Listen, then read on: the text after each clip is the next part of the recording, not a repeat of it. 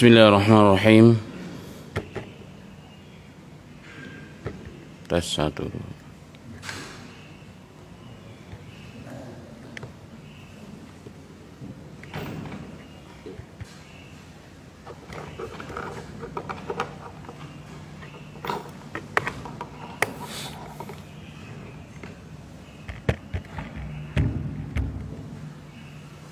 Tes 1. Bismillahirrahmanirrahim. Assalamualaikum warahmatullahi wabarakatuh. Alhamdulillahilladzi hadana lihada wa ma kunna linahtadiya laula an hadanallah. Alhamdulillahilladzi nazala furqana ala abdihi liyakuna lil alamin nadira. Alhamdulillahilladzi lahu mulkus samawati wal ard wa lam yattakhidh walada wa lam yakul lahu syarikun fil mulk wa khalaqa kullu syai'in wa qaddarahu taqdira. Allahumma salli wa sallim ala habibina al-Mustafa Muhammad ibn Abdullah al-Amin sallallahu alaihi wasallam wa ala alihi wa ashabihi at-tayyibin wa tahirin wa man sanna bi sunnatihi ila yaumiddin. Yaqulu Allah tabaraka wa ta'ala ya ayyuhalladzina amanu taqullaha haqqa tuqatih wa la tamutunna illa wa antum muslimun. يا أيها الناس اعبدوا ربكم الذي خلقكم من نفس واحدة وخلق منها زوجها وبث منهما رجالا كثيرا ونساء واتقوا الله الذي تساءلون به والأرحام إن الله كان عليكم رقيبا. وقال أيضا يا أيها الذين آمنوا كتب عليكم الصيام كما كتب على الذين من قبلكم لعلكم تتقون. وقال النبي صلى الله عليه وسلم من صام رمضان ففي رواية من قام رمضان إيمانا واحتسابا غفر له ما تقدم من ذنبه أو كما قال صلى الله عليه وسلم. Alhamdulillah jemaah ma'asyiral muslimin wal muslimat, jemaah Masjid Al-Istiqamah yang dirahmati oleh Allah Ta'ala, bersyukur kepada Allah di penghujung Sya'ban. Bahkan ada sebagian di antara saudara kita yang sudah masuk bulan Ramadan pada hari ini. Alhamdulillah kita semua masih diberikan kesehatan jasmani kita dan insyaallah rohani kita, sehingga sama-sama kita dapat kembali beraktivitas. Satu di antara aktivitas yang terpenting dalam kehidupan kita adalah bertakarub, beribadah kepada Allah Subhanahu wa Ta'ala, karena sesungguhnya manusia diciptakan oleh Allah dengan tujuan beribadah kepada Allah Subhanahu wa Ta'ala. Dan ibadah itu bukan hanya ibadah yang bersifat mahdhah, ibadah yang bersifat sesuatu yang ditentukan oleh Allah detailnya, waktunya, jumlahnya, rakaatnya, tata caranya. Tetapi ada ibadah yang bersifat ghairu mahdhah, perintahnya asalnya dari Allah, dari agama, tetapi bagaimana cara kita itu kembali kepada kita masing-masing. Dan satu di antara ibadah mahdhah tersebut adalah selalu bertakarub kepada Allah Ta'ala, menjadikan segala aktivitas kita menjadi ibadah kepada Allah Subhanahu wa Ta'ala. Maka tidur kita akan menjadi ibadah, makan kita akan menjadi ibadah, pekerjaan kita menjadi ibadah, duduk kita akan menjadi ibadah, jika semua dilakukan karena Allah, mengikuti sunnah Nabi kita Muhammad sallallahu alaihi wasallam. Dan semoga duduk kita di sini adalah salah satu bentuk ibadah kita kepada Allah Ta'ala, bahkan yang terafdal setelah yang faraid, yakni menuntut ilmu. Amin ya rabbal alamin. Baik, ma'asyiral muslimin wal muslimat rahimani wa rahimakumullah. Sebelum masuk ke bahasan kita, lanjutan dari bahasan sebelumnya tentang dalailun nubuwah, tentang keistimewaan Nabi kita Muhammad sallallahu alaihi wasallam, berhubung besok insyaallah atau hari ini pada sebagian ikhwah telah masuk bulan suci Ramadan, hanya mengingatkan bahwa Ramadan atau bulan suci Ramadan adalah bulan suci yang merupakan nikmat yang terbesar yang Allah berikan kepada kita kaum muslimin. Maka kewajiban kita adalah yang pertama tentunya senang dan gembira. Senang dan gembira dengan makna yang syar'i, bukan senang dan gembira dalam makna hadis yang bukan hadis. Karena ada hadis yang mengatakan man fariha bi dukhuli Ramadan haramallahu jasadahu minan niran. Barang siapa yang senang dengan datangnya bulan suci Ramadan, diharamkan jasadnya dari api neraka. Teks hadis ini tidak ada asalnya. Tapi bukan berarti kita nggak boleh senang. Karena Ramadan nikmat yang terbesar yang Allah berikan kepada kaum muslimin. Tidak semua orang dapat menjumpai Ramadan.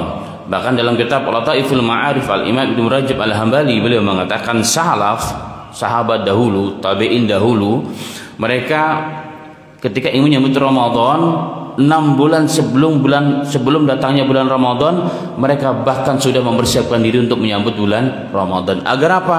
Agar mereka dijumpakan dengan bulan suci Ramadan.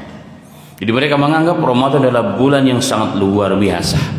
Tidak seperti kita pada umumnya Ramadan ya Ramadan. Jadi kita senangnya karena senang mau pulang kampung. Ya, senang dapat THR. Kalau orang-orang di luar sana senang kenapa? Income-nya bertambah. Yang bisnis travel berkali-kali lipat, ya kan? Yang bisnis vaksin apalagi, dan seterusnya.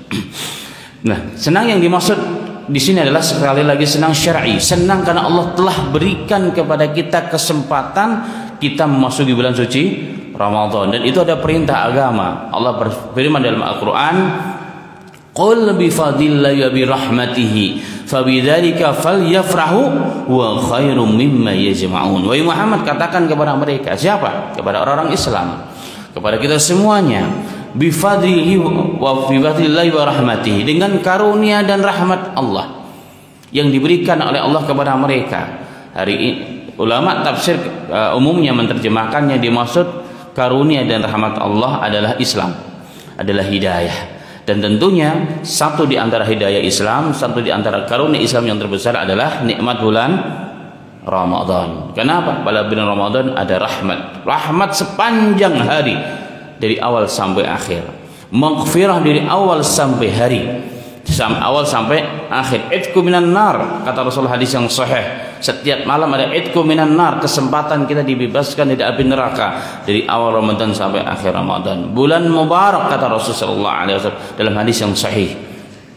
Ini adalah rahmat Allah Ta'ala yang paling besar. Maka kata Allah, fa bidzalika falyafrahu, dengan karunia dan nikmat tersebut hendaknya kalian bergembira. Tapi gembira syar'i, bukan gembiranya seperti anak kecil karena akan dapat baju baru, seperti orang yang mau pulang kampung. Bukan. Gembira kenapa? Ya alhamdulillah ya Rabb, kau berikan kesempatan aku untuk hidup kembali, diberikan umur panjang sehingga bisa masuk bulan suci Ramadan. Berapa banyak saudara-saudara kita dari awal Covid kemarin tahun 2020, hari ini sudah sebagian mendahulu kita, mungkin tetangga kita, bahkan mungkin saudara kita, bahkan mungkin pasangan kita, bukan mungkin anak kita atau orang tua kita. Kenapa? Karena tidak ada yang tahu tentang umur tersebut. Dan itulah ma'asyiral muslimin, maka Allah mengatakan fa bidzalika falyafrahu, hendaknya kalian bergembira dengan gembira yang luar biasa. Makanya setelah Rasulullah dalam hadis riwayat Ahmad sahih dan riwayat yang lain juga, menjelang Ramadan Rasul mengumpulkan sahabat dan Rasulullah menyampaikan kepada mereka, terhib Ramadan, qad atakum Ramadan syahr mubarak, sampai akhir. Telah datang kepada kalian bulan suci Ramadan, bulan yang penuh barakah, bulan yang di malamnya disunahkan, di siangnya diwajibkan untuk berpuasa, bulan yang satu malamnya terdapat 1000 bulan dan seterusnya. Kemudian Allah mengatakan wa khairum mimma yajma'un. Nikmat Ramadan yang Allah berikan kepada kita hari ini, insya Allah mulai nanti sore, ya kan, nanti malam tenggelam matahari sudah masuk Ramadan, itu merupakan nikmat yang lebih baik daripada yang mereka kumpulkan. Siapa yang mereka kumpulkan? Orang-orang yang tidak berkumpul, yang tidak beriman. Walaupun mereka mengumpulkan seluruh harta, mereka menguasai seluruh ekonomi kita, seluruh politik kita, tapi dibandingkan nikmat Ramadan ini tidak ada apa-apanya. Kenapa? Karena dunia serta isinya tidak melebihi satu sayap nyamuk, kata Nabi Muhammad sallallahu alaihi wasallam. Dan itulah ma'asyiral muslimin, mari kita gunakan Ramadan tahun ini dengan sebaik-baiknya. Bagaimana caranya? Mensyukuri, banyak bertobat, dan yang terakhir pasang target. Target setinggi-tingginya.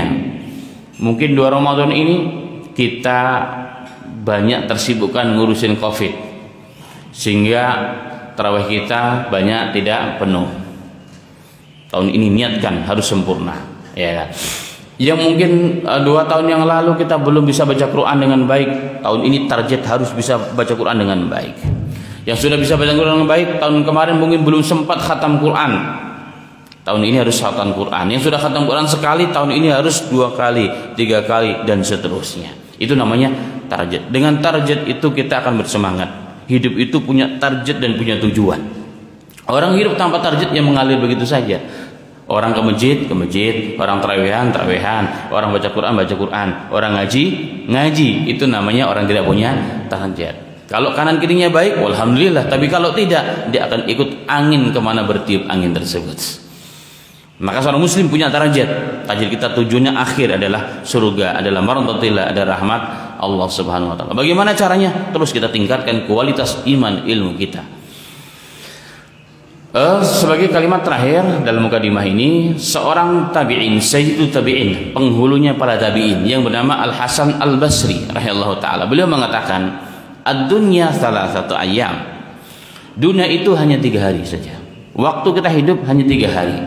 Al-ams, yang kemarin sudah tidak bisa kembali. Hari kita kemarin, baru kemarin, itu sudah nggak bisa kembali. Apapun yang kita lakukan, apapun kesempatan yang kita abaikan, tidak bisa kembali. Dan sesuatu yang telah kita tinggalkan semakin hari semakin jauh. Yang ada hanya penyesalan. Mungkin kemarin kita tidak bisa menggunakan waktu dengan sebaik-baiknya. Kemarin telah lewat. Itu kata beliau. Yang kedua, al-ghad, besok. Dan kita tidak tahu apakah kita masih bisa berjumpa dengan besok ataupun tidak. Anggaplah kalau besok terjemahnya adalah Ramadan tahun depan. Kita belum tahu tahun depan apakah masih hidup ataupun tidak. Kalau hidup sehat ataupun enggak. Kalau sehat ada perang apa enggak, kita nggak ngerti kan. Kan katanya perang dunia ketiga sudah dimulai katanya. Perang nuklir sudah dimulai. Kalau terjadi habislah kita. Kita nggak pernah tahu kondisi ini. Ya kan, anggaplah dan besok itu terjemahannya adalah tahun depan, Ramadan tahun depan.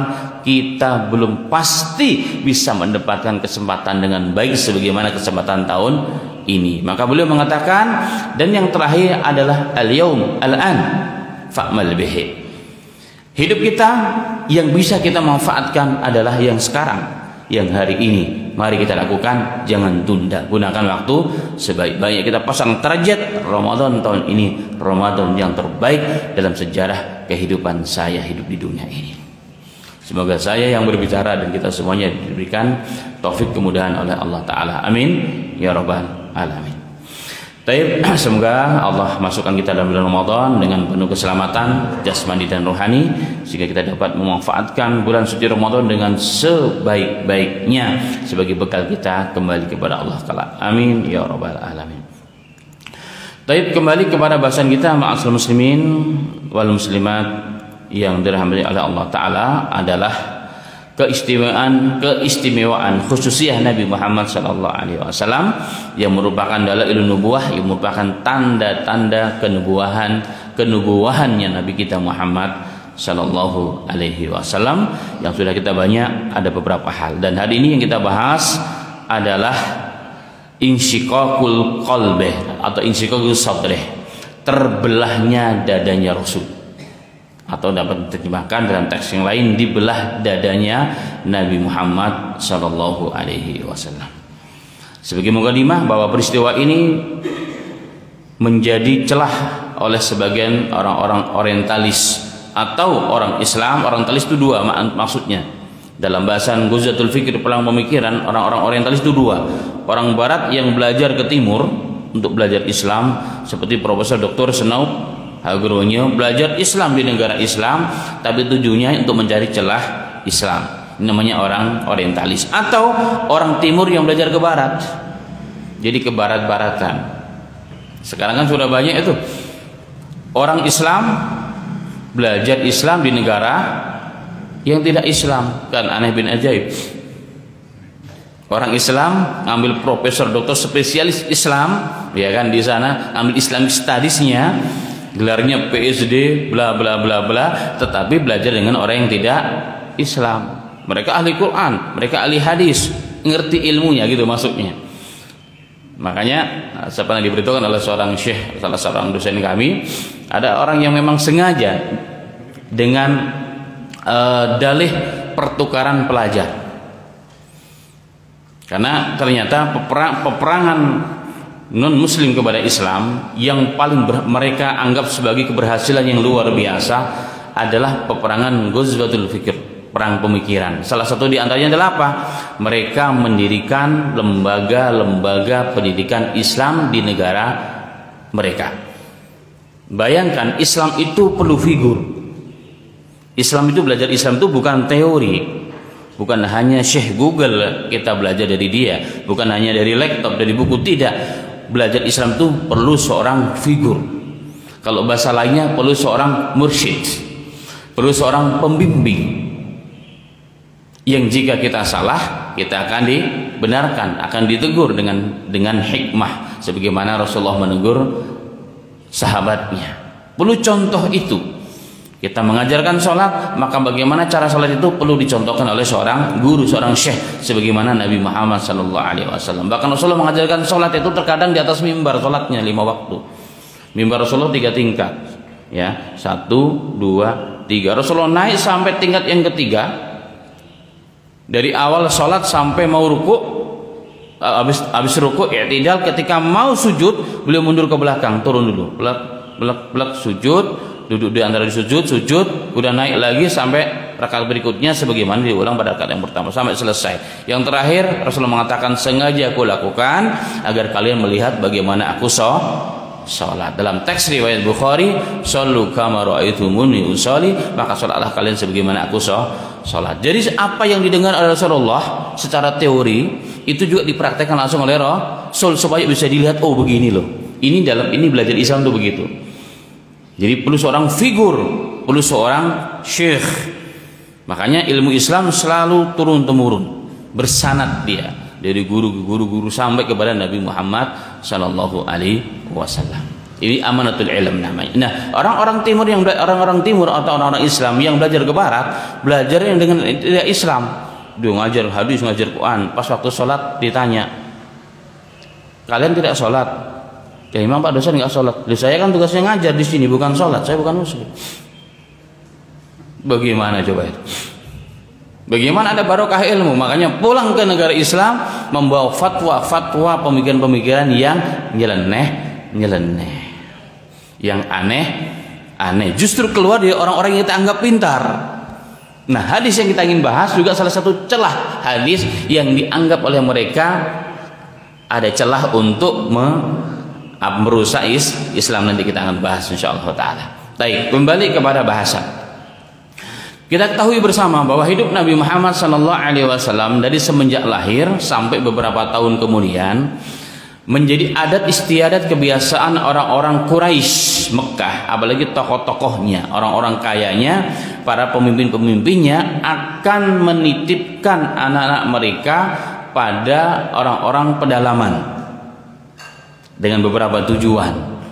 Satu di antaranya karena Mekah itu adalah kota transit seluruh dunia, ada di sana, menjadi sentral, menjadi kubah pusat budaya dari zaman dahulu, karena dari seluruh dunia datang ke sana. Sehingga apa yang terjadi? Tersebarlah banyak penyakit di zaman itu. Maka mereka menginginkan anak mereka ingin sehat, maka dikirimlah mereka ke kampung bersama ibu-ibu susuan. Itu satu di antaranya secara singkatnya. Yang kedua, dari sisi akhlak, dari sisi banyak hal, namanya orang kota akan berbeda dengan orang-orang pedalaman di zaman itu, ya, di zaman itu. Yang ketiga, bahasa. Dari sisi kefasihan bahasa, orang-orang pedalaman sampai hari ini lebih fasih bahasa Arabnya dibandingkan orang-orang kota yang sudah tercampur baur dengan bahasa. Bahkan di kota sendiri hari ini, faktanya hari ini di Mekah sendiri, di Madinah lah, ya kan? Karena Mekah Madinah itu isinya siapa sih?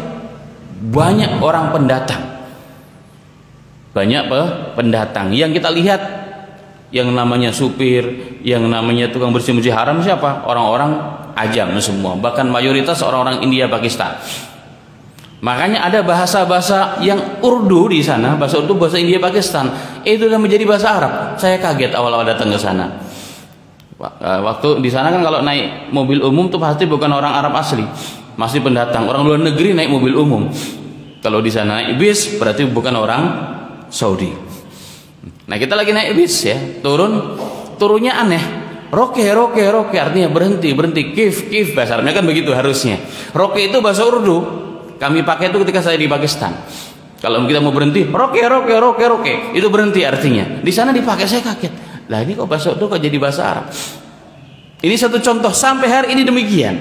Maka para pembesar Quraisy di zaman itu, di zaman Rasulullah lahir, mereka ingin menitipkan anak-anak mereka di pedalaman-pedalaman. Kenapa? Salah satu di antaranya karena bahasa Arabnya masih terjaga.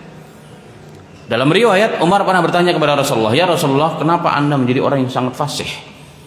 Apa kata Rasulullah? "Bagaimana saya tidak fasih? Ana Quraisyun." Aku orang Quraisy. Orang Quraisy terkenal bahasanya yang paling bagus. Maka Quran turun dengan bahasa orang Quraisy. Ya kan, Quran turun dengan bahasa Quraisy. Yang kedua, karena saya dibesarkan di pedalaman di Bani Sa'diyah. Di Bani Sa'diyah, ibunda saya adalah Halimah As-Sa'diyah. Halimah As-Sa'diyah. Nah, salah satu kejadian peristiwa ketika beliau berada di Bani Sa'diyah. Di Bani Sa'diyah adalah peristiwa ketika beliau umur 4 tahun, di mana Nabi Muhammad SAW dibelah dadanya oleh malaikat Jibril, dalam riwayat 2 malaikat. Nah, kita masuk kepada hadis. Dalam hadis yang sahih yang diriwayatkan oleh Anas bin Malik, radhiyallahu anhu, salah seorang abdi dalamnya Nabi Muhammad sallallahu alaihi wasallam dari umur 8 tahun. Ini Anas bin Malik.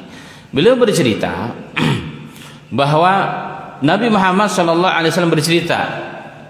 Jadi Rasul menceritakan saat beliau sudah menjadi nabi, kisah saat beliau masih kecil. Kisah beliau masih kecil ya, kisah beliau masih kecil yang tadi saya katakan dari awal, umurnya saat itu kurang lebih 4 tahun, sedang dalam asuhan ibunda susuannya, yaitu Halimah Sa'diyah di Bani Sa'diyah. Ketika beliau sedang bermain-main dengan anak-anak atau saudara-saudara susuannya, datanglah atahu Jibrilu sallallahu alaihi wasallam, datanglah Jibril alaihi salatu wasallam. Dalam riwayat datang 2 orang malaikat. Kemudian Rasulullah tiba-tiba ditangkap dan langsung ditelentangkan dan dibelah dadanya. Tentunya saudara-saudara Rasulullah sesuan, sok mereka lari ke ibunya dan mengatakan, "Inna Muhammadan qad qutil, inna Muhammadan qad qutil, inna Muhammadan qad qutil." Sesungguhnya Muhammad telah terbunuh ya ibunda. Sesungguhnya Muhammad telah dibunuh. Sesungguhnya Muhammad telah dibunuh. Nah, sisi yang lain, Jibril alaihissalatu wassalam bersama malaikat dalam hadis yang lain membelah dada Rasul sallallahu alaihi wasallam. Tapi enggak dikatakan apakah dengan sebelah pisau, apakah dengan gunting, yang jelas dibelah dadanya dan tidak meneteskan satu tetesan darah pun. Ini operasi tercanggih yang pernah ada di dunia. Ini operasi yang tercanggih yang ada di dunia, dilakukan untuk Nabi kita Muhammad sallallahu alaihi wasallam. Fastakhraja minhu alaqatan, dikeluarkan hatinya ya, kemudian diambil dari hati tersebut ada titik hitam katanya. Ada titik hitam dan Jibril mengatakan, "Hada khata syaitana minka." Ini bagian dari syaitan dari kamu wahai Muhammad. Kemudian dimasukkan dalam bejana yang terbuat dari emas dan dibersihkan dengan air Zam-Zam. Setelah bersih, dikembalikan ke dalamnya, dijahit kembali dan malaikat pergi meninggalkan Nabi Muhammad SAW dalam kondisi mukanya pucat. Rasulullah sok juga, pucat mukanya karena kaget apa yang telah terjadi, tapi Rasulullah nggak bisa buat apa-apa. Dan Rasul mengetahui bagaimana diproses. Jadi kalau bahasa sekarang ada namanya bius lokal mungkin begitu ya, tidak keseluruhan. Jadi Rasul bisa melihat. Karena itu bius yang operasi kecil ya. Dioperasi wilayah yang mau dioperasi, tapi kita bisa melihat, menyaksikan bagaimana digunting, bagaimana ditusuk kulit kita, kan bisa melihat itu. Nah, mungkin kalau dibahasakan adalah bahasa bahas kedokteran hari ini, mungkin demikianlah Rasulullah SAW dengan bius yang super canggih, karena yang melakukan adalah Jibril alaihi salatu wasallam. Taib. Nah, sisi yang lain, maka saudara-saudara Rasulullah SAW di sini tidak diterangkan siapa orangnya dan berapa orang, datang bersama ibunda susuannya, ini Halimah Sa'diyah, datang kepada Rasulullah dan melihat Rasulullah sudah berubah mukanya pucat karena ketakutan. Kemudian Anas mengatakan dalam hadis ini, waqad kuntu ara athara dzalika mihyati fi sadrih, dan aku pernah melihat, karena ditunjukkan oleh Rasulullah, bekas jahitan. Jadi bekas jahitan itu ada pada dadanya Rasulullah ketika Rasulullah sudah menjadi Nabi dan Rasul di Madinah. Artinya itu sengaja Allah mampu untuk menghilangkan itu bekas. Tapi supaya ini tidak menjadi kedustaan, supaya ada kajian ilmiahnya, maka bekas jahitannya itu masih ada. Dan itu ditunjukkan dalam hadis Anas bin Malik, dan hadisnya sahih riwayat Muslim. Artinya dari sisi ilmu hadis tidak ada keraguan. Baik. Dalam riwayat yang lain, malaikat yang datang 2 orang. Keduanya berpakaian putih, membawa bejana dari emas, kemudian mencuci hatinya Rasulullah dengan air Zam-Zam. Kemudian dalam hadis yang lain, dikeluarkanlah dari dada Rasulullah SAW hatinya, kemudian dalam hati tersebut ada 2 bagian, yang satunya hitam. Yang hitam ini dikeluarkan dan dibuang oleh malaikat Jibril alaihi salatu wasalam. Atas dasar peristiwa yang sahih ini, dalam hadis-hadis yang sahih, maka sebagian ulama tafsir menerjemahkan firman Allah Ta'ala dalam surat Al-Insyirah, alam nasyrah laka sadrak, bukankah kami, yakni Allah Ta'ala, telah melapangkan dadamu ya Muhammad. Ada sebagian mereka menerjemahkan salah satu makna daripada firman ini adalah dibelah dadanya Rasul Shallallahu Alaihi Wasallam dan dibersihkan dada Rasul Sallallahu Alaihi Wasallam, ini hati Rasulullah Shallallahu Alaihi Wasallam. Baik, pertama bahasan secara ilmu hadisnya sahih. Bahkan ada sebagian mengatakan, sebagian riwayatnya bahkan ada sebagian masuk kepada kategori mutawatir. Yang pernah saya singgung, hadis itu ada 2 dalam Islam, kategorinya mutawatir dan ahad. Mutawatir itu artinya orang yang meriwayatkan dari Rasulullah ke bawahnya minimal 10 orang. Dan kalau 10 orang itu insya Allah nggak ada kebohongan. Nah, selain itu yang di bawah itu ada namanya ahad, ada namanya masyhur, ada namanya aziz, ada namanya gharib, dan seterusnya. Ala kulli hal, tapi hadisnya adalah sahih. Dan kalau masyhur atau mutawatir kalau hadis itu kedudukannya adalah mutawatir, maka kedudukannya sama dengan Al-Qur'an. Al-Qur'an itu dalam sisi riwayat dia mutawatir semua. Jadi mustahil ada kedustaan. Dan di sini atau kisah ini juga secara umumnya sampai kepada derajat mutawatir. Jadi tidak ada keraguan sedikit pun tentang kesahihan peristiwa ini. Kemudian ada pertanyaan, berapa kali Rasulullah SAW dibelah dadanya? Dalam sejarah yang ma'ruf, Rasulullah dibelah dadanya 2 kali. Yang tadi dalam hadis riwayat Muslim, umur beliau kurang lebih 4 tahun, beliau sedang dalam asuhan ibunda susuannya Halimah Sa'diyah. Yang kedua, peristiwa ketika beliau kurang lebih umur 50 tahun sebelum beliau di Isra Mi'rajkan. Karena Isra Mi'raj itu sebagai hadiah dari Allah setelah beliau diuji oleh Allah, dibaikat selama 3 tahun lebih bersama keluarga besarnya. Saat itu meninggal istrinya yang pertama yang sangat dicintainya, yang sangat mendukung dakwahnya Rasul, dan yang kedua adalah pamannya Abu Talib meninggal dunia, maka disebut tahun itu tahun kesedihan. Baru setelah itu di Isra Mi'rajkan oleh Allah Ta'ala. Nah, sebelum itu dalam hadis yang sahih, beliau dibersihkan dadanya oleh Allah, dibelah sebagaimana dalam kasus yang pertama tadi. Ini mutawatir. Nah, yang ketiga ada riwayat dalam sahih Fiqh Sirah namanya, kitab Sahih Fiqh Sirah, kitab kontemporer. Ada disebutkan ketika umur beliau 10 tahun juga ada peristiwa yang sama. Dada beliau dibelah oleh Jibril alaihissalam, diulang pembersihannya. Itu pada saat umur 10 tahun, berarti beliau sudah berada di pangkuan pamannya Abu Talib. Karena umur 6 tahun setelah kejadian ini, Halimah Sa'diyah mengembalikan Rasulullah ke ibundanya. Sampai umur 6 tahun, dalam beberapa riwayat umur 6 tahun ibundanya meninggal dunia. Ada riwayat setelah beliau menjenguk kuburan suaminya, ayahandanya Rasulullah, karena dikubur di Mekah. Dalam pulangnya beliau meninggal dunia. Kemudian beralihlah asuhan tersebut kepada kakeknya 2 tahun sampai umur 8 tahun. Kakeknya meninggal dunia, beralih kepada pamannya. Berarti 10 tahun beliau sudah berada dalam asuhan pamannya ini Abu Talib. Inilah peristiwa pembelahan dada Rasul sallallahu alaihi wasallam. Lalu apa hikmah dari kejadian ini? Ini yang paling penting. Apa hikmah dari kejadian ini? Yang pertama, hikmah yang terbesar dari seluruh hikmah-hikmah yang ada, kata ulama, bahwa kejadian dan peristiwa pembelahan dadanya Rasulullah, baik yang pertama pada umur 4 tahun, atau yang kedua pada umur 10 tahun, atau kurang lebih pada umur beliau 50 tahun, itu semua yang terpenting adalah i'lalu bin nubuwati Muhammad sallallahu alaihi wasallam, pengumuman dari Allah, dari semesta alam, dari Allah Ta'ala kepada dunia bahwa ini adalah Nabi akhir zaman. Bahwa ini adalah Nabi akhir zaman. I'lan bin nubuwah. Jadi makanya bagi orang-orang yang orang-orang yang peneliti, pengamat, orang-orang cendekiawan saat itu melihat ini kejadian tidak biasa, ini luar biasa. Berarti Muhammad SAW kecil memang dipersiapkan oleh Allah untuk menjadi manusia yang hebat kelak di masa depan. Ini sudah dipahami oleh sebagian orang seperti Khadijah, seperti Abu Bakar. Ini orang-orang yang faham saat itu, tapi kejadian yang pertama mereka masih kecil juga. Tapi orang-orang yang tahu kanan kirinya mereka faham ini manusia, bukan manusia sembarangan. Maka ini i'lan nubuwah namanya.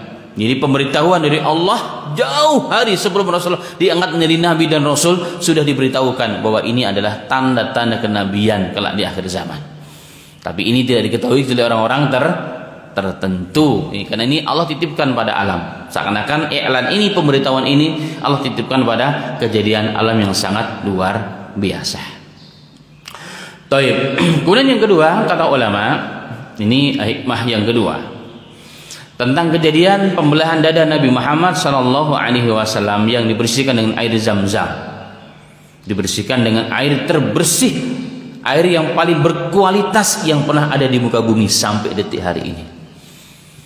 Walaupun di sana ditemukan teknologi air heksagonal, air yang terakhir can water, teknologi Jepang yang katanya bisa menyamai Zam-Zam.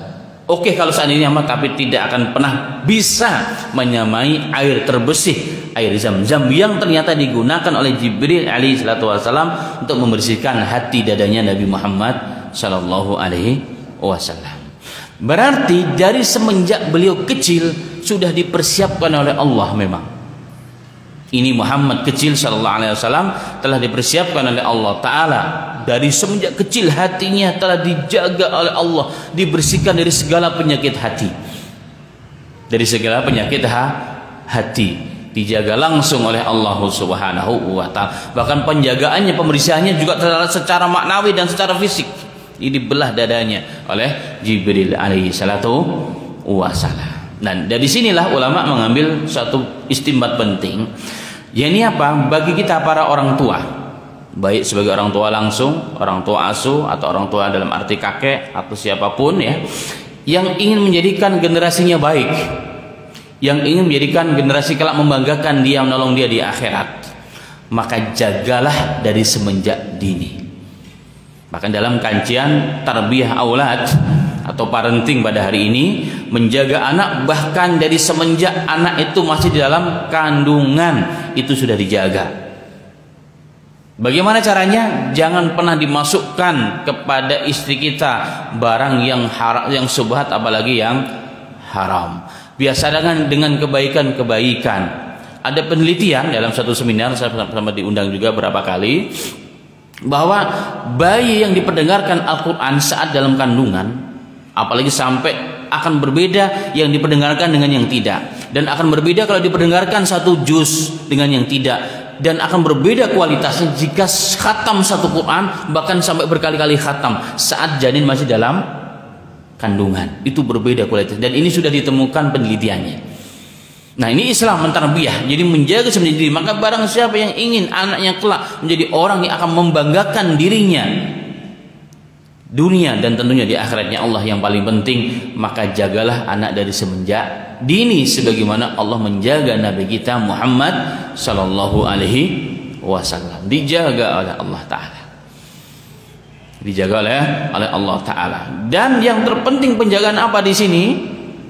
Penjagaan akhlak, penjagaan hati, pertarbiyah hati, itu yang pertama. Yang kedua, istimbatnya oleh para ulama jadi kejadian ini adalah apa? Para pemangku amanah agama, orang-orang yang kelak diharapkan menjadi pemimpin agama atau siapapun dia, maka yang pertama kali yang harus dipersiapkan sebelum belajar ilmu adalah tazkiyatun nafs, adalah pembersihan jiwa. Makanya dalam surah Al-Baqarah ketika Allah bercerita tentang Nabiullah Khalilullah Ibrahim dan Ismail setelah selesai membangun Ka'bah, apa doanya? Satu ada doa yang ma'ruf. Satu doa andanya apa? Ya Allah wa ba'as fihim, utus dari mereka, dari orang-orang yang tinggal di sekitar Ka'bah ini seorang rasul yang mengajarkan kitab dan sunnah dan membersihkan hati mereka. Itu doa Nabi Ibrahim. Diistijabah oleh Allah sekian puluh tahun dengan mengutus Nabi Muhammad sallallahu alaihi wasallam. Karena jarak antara Nabi Muhammad dengan Nabi Ibrahim kurang lebih 60 kakek. Dan ingat umurnya mereka panjang. Jadi berapa ribu tahun itu diterima doanya, baru diterima doanya Nabi Ibrahim. Tapi doanya dibalik, kita lihat dalam surah Al-Jum'ah dan yang lainnya. والذي بعث في الأميين رسولا منهم يتلو عليهم آياته ويزكيهم ويعلمهم الكتاب والحكمة إلى آخر آية. Dialah zat yang telah mengutus pada mereka dari mereka seorang rasul, yaitu Muhammad sallallahu alaihi wasallam, yang membacakan, mengenalkan kebesaran Allah dan membersihkan jiwa-jiwa mereka, baru mengajarkan kitab dan as-sunnah. Doanya Nabi Ibrahim mengajarkan dulu kitab, sunnah, baru membersihkan jiwa mereka. Oleh Allah diganti, dibalik ayatnya. Coba perhatikan betul. Baca surah Al-Baqarah, baca dalam surat Jum'ah ya. Dibalik oleh Allah, membersihkan jiwa hati mereka, baru mengajarkan Quran dan sunnah. Orang yang belajar Quran dan sunnah, belajar ilmu sebelum tazkiyatun nafs, sebelum belajar adab, itu berbahaya. Kalaupun pinter dia akan minderin. Karena kalau kita lihat sejarah Rasulullah, dibersihkan dulu hatinya, yang disiapkan hatinya. Karena agama ini sangat suci, sangat besar, harus disiapkan dulu. Ibarat begini, ketika kita ingin menanam tanaman yang berkualitas super, disiapkan dulu tanah yang mau kita tanam di atasnya, supaya tumbuh dengan baik sesuai dengan harapan kita. Begitulah ma'asyiral muslimin. Makanya dalam kajian-kajian di pondok pesantren atau mahat-mahat, biasanya sebelum mereka anak-anak itu masuk, maka digembleng dulu dengan belajar khusus adab. Nah, karena begitu penting inilah, maka banyak hari ini gerakan-gerakan pembersihan jiwa. Tapi namanya bukan tazkiyatun nafs. Kalau bahasa Qur'annya tazkiyatun nafs, berubah menjadi ada namanya sufi, ada namanya tasawuf, ada namanya tarekat dan sebagainya. Itu tujuannya sama sebenarnya. Kalau kita mau kembali kepada asal ya, dengan husnuzon, itu tujuannya sama, tazkiyatun nafs sebenarnya. Kalau bahasa aslinya adalah tazkiyatun nafs. Maka ada seorang ulama India namanya Syekh Abu Hasan Al-Nadwi, yang dijuluki pemikir alam Islami. Beliau menyesali kenapa sih orang-orang yang fokus kepada tazkiyatun nafs tidak menamakan gerakan mereka dengan tazkiyatun nafs, tapi pakai nama-nama yang tidak ada Quran dan hadisnya. Karena nama itu punya pengaruh gerak pada amalannya. Itu risau seorang ulama dari India. Alhamdulillah, kembali kepada maksud, maka pembersihan jiwa tazkiyatun nafs dalam arti yang lain, akhlak, adab, itu penting bahkan sebelum belajar agama itu sendiri. Sehingga orang yang berakhlak itu penting. Seorang yang berakhlak walaupun ilmunya itu tidak begitu banyak, lebih baik daripada orang yang berilmu banyak tapi dia berakhlak. Karena akan menjadikan dirinya sombong, jiwanya menjadi goncang. Kenapa? Agama terlalu suci, harus diemban oleh orang-orang yang hatinya hatinya baik. Dan ini menunjukkan kepada kita bahwa kerja pembersihan hati, usaha untuk membersihkan jiwa dan hati kita lebih berat daripada amalan-amalan dhawahir. Amalan hati itu melipat gandakan pahala di sisi Allah dan ketinggian di sisi Allah Ta'ala. Kalau dhawahir, ya dhawahir saja. Orang banyak tertipu dengan dhawahir hari ini, iya kan? Masya Allah, penampilannya luar biasa, tapi hatinya rusak, gampang merasa paling, ya, menyalahkan orang lain, ada hasad, ada suuzon, ada ini, ada itu dan sebagainya. Kenapa? Hatinya penuh dengan penyakit. Maka amalan yang kita lakukan dhawahir sia-sia sesungguhnya. Karena itulah Rasulullah pertama kali sebelum diturunkan wahyu kepadanya dibersihkan jiwa dan hatinya daripada penyakit hati. Penyakit hati ini dominan ma'asal muslimin. Bahkan dalam penelitian ternyata penyakit dhawahir itu 70% sumbangannya sebenarnya penyakit hati. Adalah penyakit hati. Orang yang stroke, orang yang stres rata-rata kenapa? Jiwanya. Semua kembali kepada jiwa seseorang itu. Nah, Rasulullah telah dipersiapkan itu. Kemudian ma'asal muslimin rahimani wa rahimakumullah, yang berikutnya ini dalil bahwa Rasulullah dijaga dari Allah dari semenjak kecil. Maksum dari semenjak kecil. Beliau dari semenjak kecil beda. Dalam beberapa teks yang kita akan dibahas ya pada apabila sampai pada waktunya. Satu kali Rasulullah saat masih kecil mau menghadiri acara perkawinan begitu yang di dalamnya ada musik, ada kelalaian dan sebagainya. Tiba-tiba beliau datang langsung tidur. Langsung tidur sehingga beliau nggak tahu apa-apa. Bangun-bangun sudah malam ataupun sudah subuh. Ini jaga langsung oleh Allah Ta'ala dari apa? Dari hal-hal yang sia-sia, apalagi hal-hal yang haram dari semenjak kecil. Ma'asyiral muslimin, luar biasa. Maka kita perlu ketika menyiapkan generasi kita, jaga mereka dari yang subhat, apalagi yang haram, dari hal-hal yang haram, mata, telinga, hati yang masuk ke dalam tubuh. Dan hari ini memang tidak bisa dipungkiri, tempat yang paling baik yang ada di muka bumi yang tersisa secara umum, ya saya bilang secara umum, tidak secara spesifik, secara umum hanya pondok pesantren, di mana 24 jam mereka diawasi dari tidur sampai tidur kembali, diawasi dalam program Quran, hadis, ibadah, sholat, zikir, luar biasa. Tidak seperti kita ma'asal muslimin. Kita sekarang masya Allah luar biasa, di masjid doang, udah nyampe rumah udah beda lagi pikiran, belum lagi kita berangkat kerja dan sebagainya. Mereka nggak pernah melihat sesuatu yang diharamkan oleh Allah, nggak pernah mendengarkan apa yang diharamkan oleh Allah, nggak makan kecuali yang halal. Subhanallah, hidupnya Quran, hadis, ibadah, subhanallah. Maka itulah tarbiyah yang terbaik untuk zaman ini. Maka titipkanlah anak-anak kita pada orang-orang yang seperti itu, walaupun tidak lama, minimal pernah menyicipi rasa itu. Untuk apa tujuannya? Agar mereka kelak menjadi orang yang dapat menolong membagikan kita di akhiratnya Allah Subhanahu wa ta'ala. Baik, kemudian yang berikutnya waktu sudah habis. Bentar lagi. Baik, kita singkat ya. Itulah diantara hikmah dan pelajaran penting kenapa Rasulullah SAW dibelah dadanya dan dibersihkan jiwanya oleh Allah Subhanahu wa ta'ala melalui malaikat Jibril alaihi salatu wassalam. Rasulullah dijaga maksum dari semenjak kecil. Ini belum diturunkan wahyu, bayangkan apalagi setelah turun wahyu. Karena agama ini terlalu berat, maksum, membawa agama ini terlalu berat, suci, berat. Maka harus dipikul oleh orang-orang yang hatinya selebar samudra, yang dalamnya selebar samudra yang tidak berujung dan berpangkal. Terlalu berat dalam menjalankan tugas agama ini. Maka orang-orang seperti itulah yang akan berhasil dan sukses mencapai ridha Allah Subhanahu wa ta'ala. Ujiannya terlalu besar, maka perlu persiapan jiwa yang lapang, yang dada dan hatinya bersih dari segala penyakit sebagaimana umumnya manusia. Semoga saya dan antum dan kita semuanya Allah jadikan orang-orang yang siap untuk itu. Amin ya rabbal alamin. Yang terakhir, tadi saya katakan di awal bahwa orang-orang orientalis jadikan hadis ini sebagai hadis candaan, celaan. Kata mereka, mana bisa dibelah dadanya? Emang dulu ada ilmu kedokteran? Kok bisa? Ya, kok bisa? Apa jawabnya?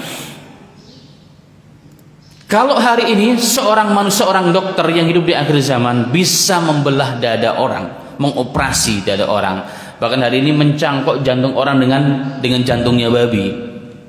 Terjadi ikhtilaf fikih dalam hal ini, ya kan? Bisa, ya kan? Bisa melakukan itu padahal manusia pendosa kita hari ini. Apalagi yang melakukan siapa? Jibril alaihissalam. Teknologi yang super mega canggih. Kalau hari ini operasi pasti meneteskan darah, tapi hari itu operasi tanpa meneteskan darah. Bahkan ada yang lebih canggih dari itu. Rasulullah diperjalankan dalam Isra dan Mi'raj yang nggak masuk akal kita. 1 malam pulang pergi dari Mekah ke Aqsa, dari Aqsa ke Sidratul Muntaha, balik lagi. Padahal jarak dunia ini dengan langit pertama 500 tahun perjalanan. Langit kedua, langit pertama dan yang kedua 500 perjalanan sampai ke atas, demikian. Tapi dengan kuasa Allah semua bisa dijalankan dengan mudah tanpa ada kendala apapun. Kenapa? Karena yang melakukan adalah Rabbul Alamin, Tuhan semesta alam. Kalau makhluk yang ciptaan Allah mampu melakukan operasi hari ini dengan berbagai macam hal yang sangat luar biasa yang belum pernah dilakukan zaman itu, apalagi jika teknologinya langsung yang mengawal adalah Rabbul Alamin, Al-Khaliq, pencipta alam semesta ini. Udah pasti bisa, itu tidak masalah. Baik, ada yang mengatakan bahwa hadis ini dhaif katanya. Memang ada sebagian riwayatnya dhaif. Tadi sudah sampaikan di awal, hadisnya sahih. Oke, ada yang lemah, tapi yang sahih lebih banyak. Ittifaq ulama, kitab hadis yang paling sahih yang ada di muka bumi ini adalah Sahih Bukhari dan Muslim. Barang siapa meragukan kedua kitab tersebut, nasyuku fi imanihi, kita meragukan keimanannya. Muslim Sunni apa bukan ini? Karena jelas ulama sudah menyatakan itu, ya kan? Jumhur ulama, kebanyakan ulama Ahlussunnah wal Jamaah. Yang berikutnya ada yang mengatakan ini kejadian kan masih kecil. Dan orang masih kecil itu nggak diterima riwayatnya. Itu kata orang-orang talis, ya. Kata orang-orang talis. Kemudian tadi yang mengatakan hadis dhaif juga enggak menerangkan kedhaifannya di mana. Ya, yang berikutnya tadi mengatakan ini kisah peristiwa terjadi saat masih kecil. Bagaimana kita percaya dengan anak kecil, apalagi tadi dikatakan 4 tahun umurnya.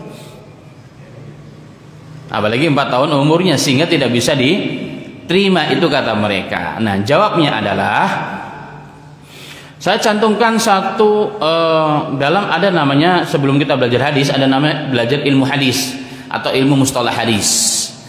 Dalam satu buah kitab yang dikarang oleh Al-Imam Ad-Doktor Muhammad Tahan dalam bab kaifiyatus sima'il hadis wa tahammulihi, bagaimana cara mendengarkan hadis, memberikan hadis dan juga menyampaikan hadis kepada orang-orang di bawahnya. Nah, ada satu bab tentang apakah anak kecil boleh meriwayatkan hadis dan dianggap sah. Apa tolak ukurnya dan apa standarnya? Banyak pendapat ulama beliau mengatakan wassawabu, yang sahih i'tibarut tamyiz. Fa in fahima as-saghir khitab wa raddul jawab kana mumayyizan sahihus sima wa ila fala. Beliau mengatakan yang benar anak kecil itu iktibarnya, tolak ukurnya dianggap sah, boleh mendengarkan hadis dan meriwayatkan hadis setelah dia sudah dewasa, apalagi menjadi rasul. Itu adalah tolak ukurnya tamyiz. Apa itu tamyiz? Kita pernah dengar dalam istilah Islam, pendidikan Islam, anak ini sudah tamyiz, sudah memayyiz istilahnya. Apa itu memayyiz? Beliau mengatakan memayyiz itu adalah jika anak itu sudah paham pertanyaan orang. Siapa namanya, Dik? Dia jawab, nama saya Fulan. Siapa nama bapaknya, Dik? Nama bapak saya Fulan. Kalau ditanya, sedang apa, Dik? Aku mau makan. Berarti nggak paham nih anak. Kenapa? Karena dia belum paham pertanyaan dan belum bisa menjawab. Wa in fahima, jika dia paham dengan pertanyaan orang dan dia bisa jawab dengan tepat, itu dalam konteks ilmu hadis dan dalam Islam, anak ini mumayyiz namanya. Apa itu mumayyiz? Terjemahnya sudah paham dan bisa membedakan ini bapak, ini ibu, ini pertanyaan, ini jawab, ini baik, ini tidak baik. Itu namanya mumayyiz. Kalau orang sudah mumayyiz, sudah boleh mendengarkan hadis. Apalagi yang meriwayatkan adalah Nabi Muhammad SAW yang dijaga oleh Allah, maksum daripada kesalahan dan dosa-dosa besar, pasti diterima. Nah, inilah jawab daripada para alim ulama kita. Kalau ada yang mengatakan ini nggak masuk akal katanya, ini tidak masuk akal. Kalau kita orang Islam, yang kita dahulukan adalah nakal, dalil. Jika ada dalilnya, walaupun akal kita belum nyampe, bukan berarti nggak sesuai akal. Akal kita yang nggak sesuai mungkin.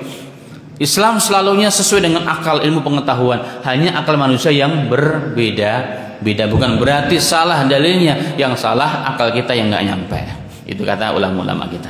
Jadi demikian ma'asal muslimin ya, kajian kita pada hari ini tentang salah satu keistimewaan Nabi kita Muhammad sallallahu alaihi wasallam adalah pembelahan dada Rasulullah sallallahu alaihi wasallam, dan semoga menambah ilmu pengetahuan dan kecintaan kita kepada Nabi kita Muhammad, dan Allah berikan taufik kepada kita untuk berittiba dengan sunnah-sunnahnya. Amin ya rabbal alamin. Demikian.